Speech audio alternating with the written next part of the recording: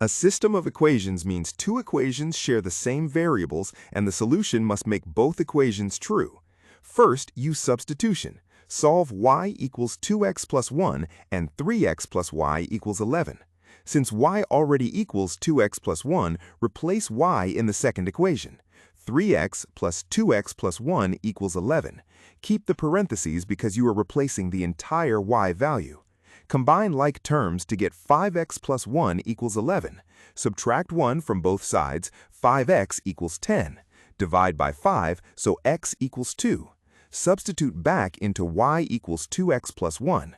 Y equals 2 times 2 plus 1 equals 5.